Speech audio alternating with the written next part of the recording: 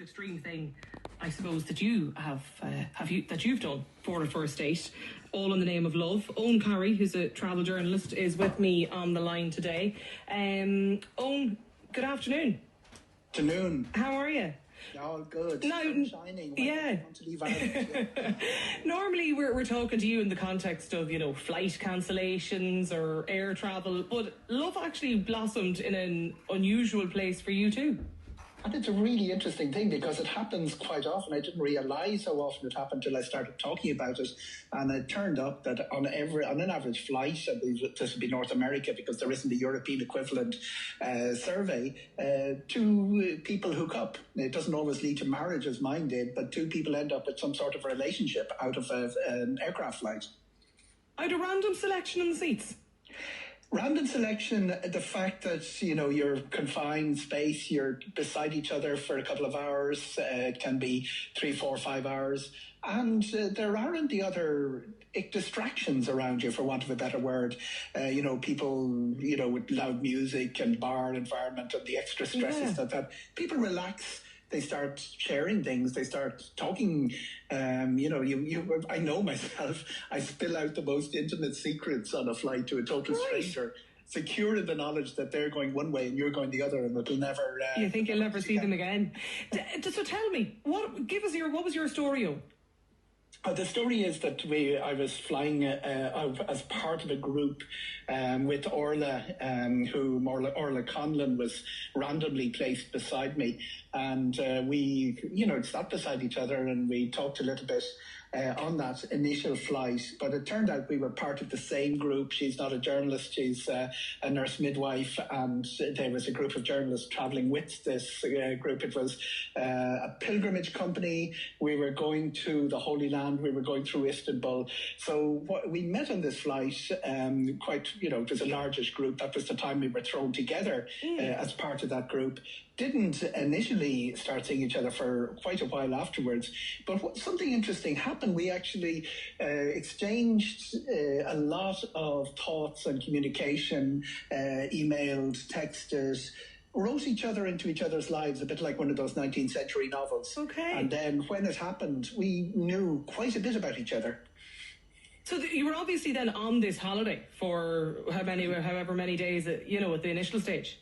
Wash your mouth out with chat enough to pop or something like that, because it wasn't a holiday. It was a working trip, as travel journalists do. We were working very, very hard. Oh, working trip. Absolutely, yeah. I call them, a good old junket, nothing like it. My job was to write about it. It was a company called Marian Pilgrimages who were still going strong, and they, with a battle-hardened journalists, none of us would be very Christian, were brought along to sort of sample it as give an objective view as to what people could expect on it.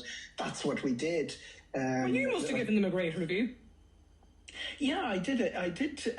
Well, it's not really. I often say that people aren't tremendously interested in what I think or what my opinion of a place is. I really write about what people can expect, and I try to capture the mood of it. There's a lot of a pilgrimage isn't everyone's cup of tea, but there was an awful lot of joy on it. I thought it would be very serious, but we were dealing with not actual pilgrims, but group leaders and people who would lead pilgrimages. Yeah. But I can tell you, the fun and the getting around the piano late at night and all the crack that goes on and something like that, it beats an awful lot of the more robust and holidays that people take. Well, I mean, you met your partner out of it, as well. You got married recently too, Eoghan. I got married on May the 13th, Friday the 13th. Andrea, what could possibly go wrong? That's fantastic. It's a brilliant story, Eoghan. We often talk about random selection and people looking to move seats, and we were talking about people moving seats 2 weeks ago on the show because of children and not wanting to sit beside kids and all of this kind of stuff. But yourself and Adrian are an example of maybe not moving seats if you're looking for love. Well, it's quite funny that it happens so often. I've come across, since my own story got promulgated in different media, lots of people coming back and saying exactly the same thing. As I say, it's a great environment for meeting people, and you get quite, you get even, for example, I was in just about 5 weeks ago, I was in on an internal flight in South Africa where one of the guys was coming to join a cargo ship, all his stories of, cargo ships during COVID not being able to dock, another girl from Canada coming down to address a conference, a science conference. All of those great random meetings, they're oddly enough, in the world of the internet and all of that, you don't get the same opportunity to do that online as you do in real life. Face to face, you can't beat it, sitting beside a random stranger in an aircraft. Absolutely. Well, I can tell you the emails and the texts are certainly coming in, because yourself and Adrian are not alone in your encounter, as you mentioned. Thanks a million, Eoghan, as always, for joining us here in the programme. Eoghan, Brian and Adrian, if you have a random meeting